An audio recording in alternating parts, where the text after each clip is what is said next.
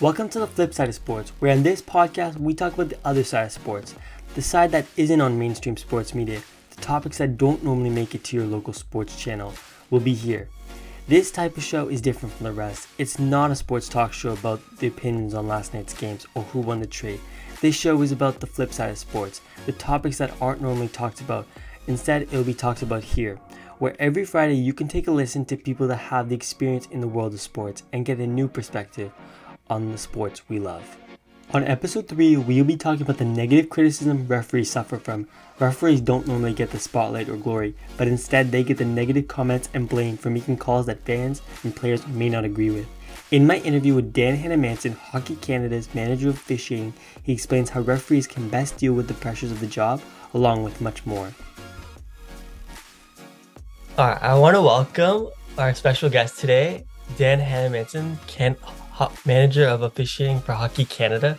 Dan, thank you for taking the time to speak to me today.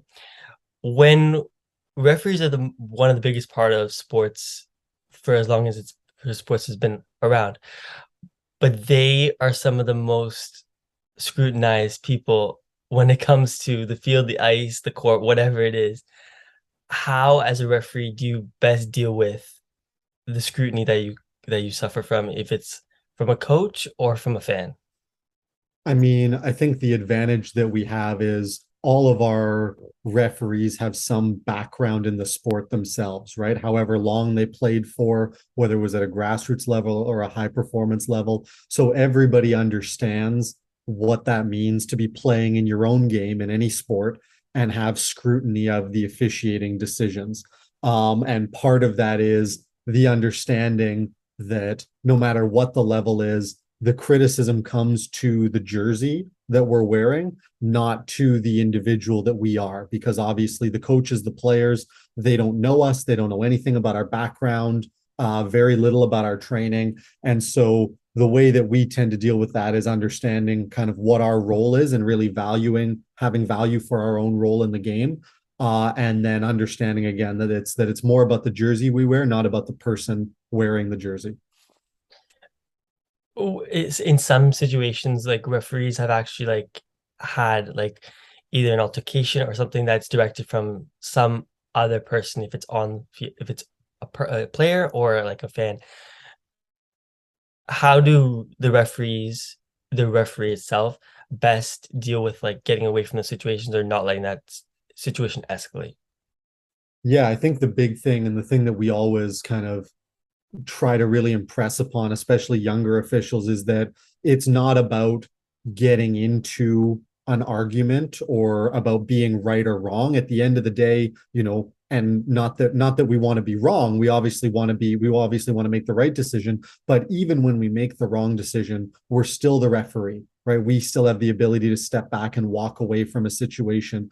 And whether that's a verbal confrontation or anything a little bit more threatening, let's say, the advantage that we have, and especially in the community of sports that we have in Canada and in our communities, is the ability to just step back from those situations and either move on with the game, or if the game's over, to move on to the next one. When when a referee is first starting out, are there some specific teachings when it's dealing with those situations? Even if it's the youngest, pee-wee, hockey, the youngest kids, right? Is there a way to deal with them and train them to get to the highest level of refereeing?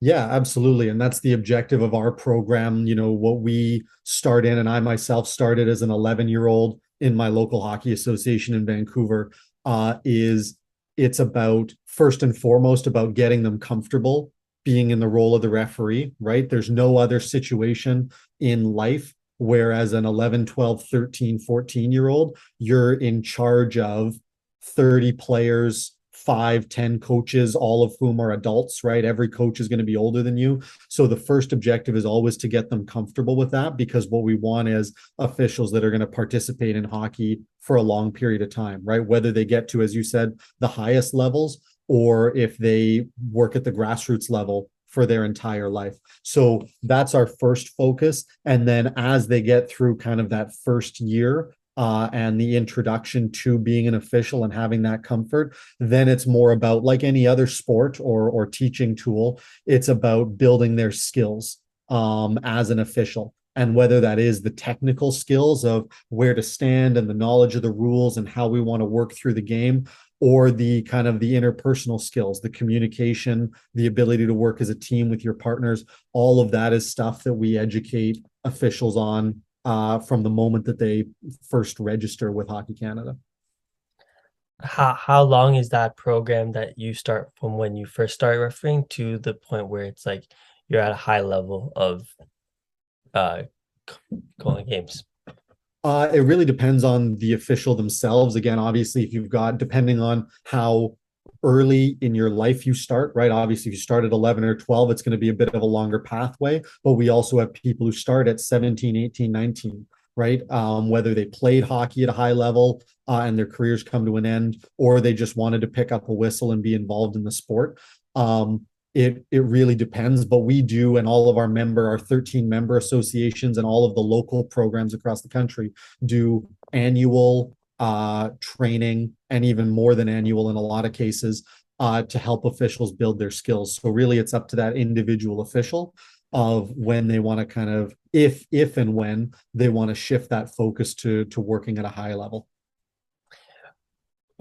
Some people like sports talk shows talk about like swallowing the whistle in some situations, and as a referee, if it's like the final game of the Stanley Cup or if it's a regular season game, as a referee, has there ever been situations where you know of, if it's yourself or others, where they felt pressure to make a certain call due to fans or whatever the case? There's always that pressure when you're out there, right? And whether it's the pressure to, whether you're concerned, perhaps you missed something towards one team, and so you're concerned about what the next call is going to be. But what we teach in Hockey Canada, and our focus is that, again, a little bit like my answer to your first question, is that we want to stay focused on the task at hand. Our job is to make sure the game is safe and fair, right? Ideally, we want all the players going home at the end of the day healthy, and we want the game to be fair, and whatever team scores the most goals wins the game. And so from our perspective, whatever happens, whether we miss something, whether it was a good call, whether we're not 100% sure in the call that we made, it's always about the next decision. And ensuring that, again, can we come back to and can we defend saying that this call was made, whether it was a penalty or a choice not to call a penalty, that the end goal was to have a safe and fair game.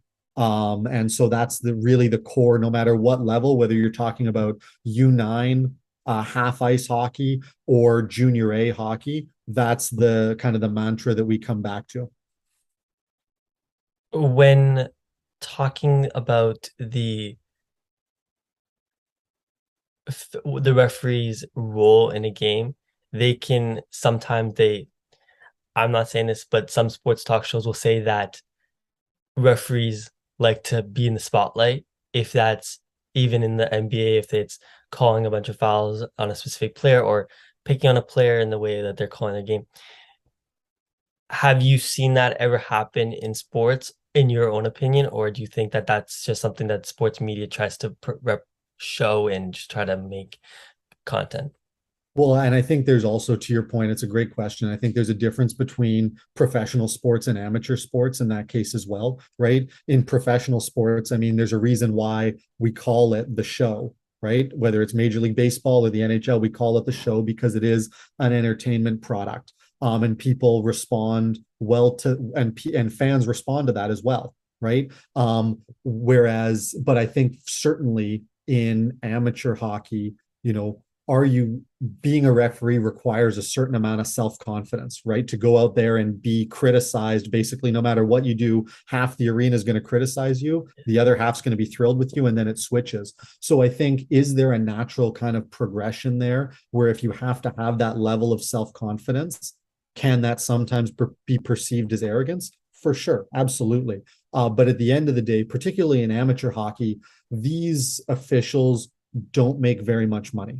And I know as someone that continues to referee and refereed for a long time, between equipment and gas driving and all of the things that come together, on a good year, you break even with the money you take in and the money you spend out. So people in amateur hockey are really there for the love of the game and to want to kind of deliver something and provide a service to the game. So I think to go back to your original question, does that happen? Yes, for sure. But I think there's a difference certainly between the pro ranks and the amateur game.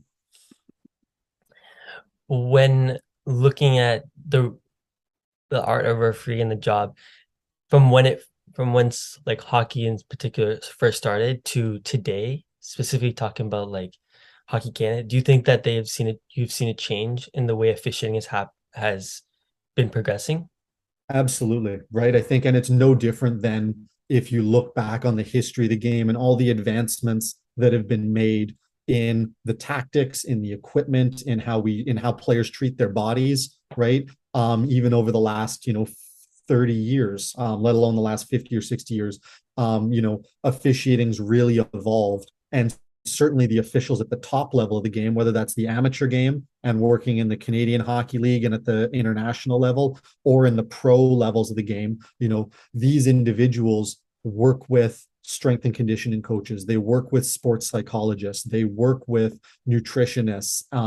And that is because at the end of the day, the quality of hockey improves and the quality of the athletes on the ice improves, and they go the same way. And there's certainly a trickle down effect that happens from that. I mean, when I started officiating now 20 years ago, we sat in a classroom with a chalkboard and drew out diagrams of how, and you sat there for 8 hours and you looked at diagrams of the rink and tried to kind of imagine what that would look like on the ice, right? Now we've adopted more kind of interactive teaching approaches, learner-centered teaching approaches. It's all about group activity and discussion. And so even the way that we teach this material is different, let alone the actual content of what we're trying to impart to these officials. When the referee itself is, the fans will always talk about that, oh, you missed, like I didn't win the championship, I didn't win the Stanley Cup because that was a missed call, right? How does the referee go home and understand like that was my job and I made the call that I feel the best I did, while also either having to deal with it with a family member that has the same belief as a fan, or just the scrutiny they're maybe suffering from social media or in their surroundings?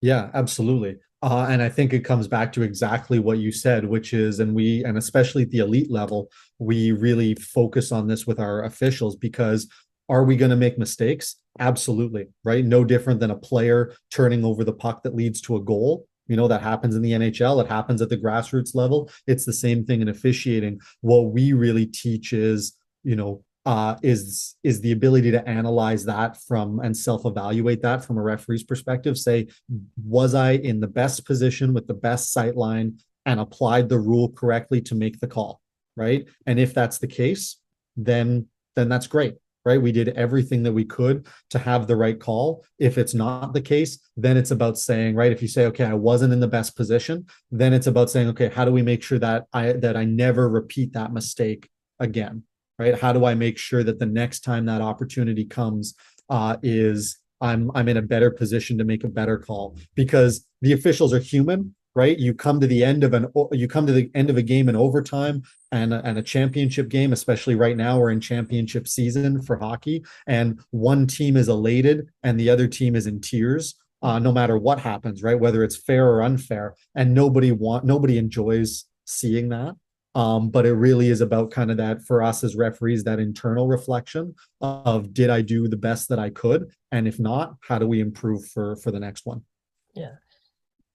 Is it true that referees want to have no say on what happens to the game? Like that's something that sports talk should say.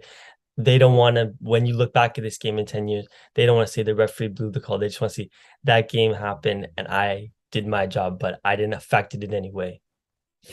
Absolutely, right? Like you want that. You want to, have somebody look back at a game exactly as you said. And if they're interested in who the referee was, you want them to have to go and find it, right? They have to dig up the game report and scroll down to the bottom and find the referee's name because that's how uncontroversial it was. But I think there's also the perception that, when a referee makes a penalty call, and it's usually a penalty call, that they've impacted the game, right? There's that statement, and we hear it oftentimes in commentary saying, well, the referees need to not have an impact on the game. Well, the flip side is if we see a player who gets tripped and we choose not to call a penalty, that's also an impact on the game, right? The other team goes down on a breakaway, and by not doing anything, we've had an impact. So while we understand the perception, especially when you're cheering for one team or the other, your job is to cheer for the team and support the team, not necessarily to sit back and analyze the game as it's happening.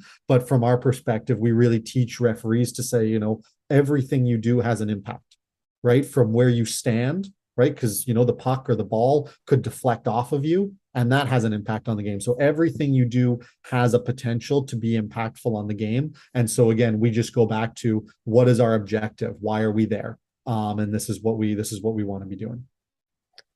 To look forward to say that if you were at a game and a young referee, maybe it was the first few games coming into the thing, and they've had such a bad experience, if that was a coach yelling at them or having to break up a fight or something like that, what would you tell that young referee to best deal with it and move forward in their career and not get discouraged? For sure. And I think before I answer that, I want to give some credit to all of the local hockey associations we have across the country, where you have community volunteers, no different than a coach who coaches a U9 or a U7 team. Referees have people who support them through those early stages. And so that when they do have those challenging experiences, it doesn't even have to be bad. It can just be, I felt a lot of pressure and I wasn't sure I made the right decision, right? That there are community volunteers that dedicate their free time to being in that role. And again, I think especially now with the way kids learn in schools as well, it's never too early to start teaching that self-evaluation and self-reflection, right? And to say, if this felt really challenging, if this felt, maybe scary, right? You have a new experience. It doesn't have to be, threatening. It can still be scary and anxiety provoking. Is, okay, how do we build tools to deal with that? Right. And how do we find, and also to ask, like we want to do with all sports and all kids who are doing activities, is, was it fun? Right. You might have had a challenging moment or two or a challenging game, but overall, are you having fun? Right. And is there a way that we can make it fun? And I think it's really easy. It's really easy from an athlete perspective to focus on fun, and everybody understands that. But it's also important from the refereeing side too, because again, if we want an 11, 12, 13-year-old to be involved in officiating for 10, 20, 30 years, it's got to be fun. That's all for today's episode. Thank you for listening. Check back in next week from the flip side of sports. I'm Noah Trenton. Catch you guys later.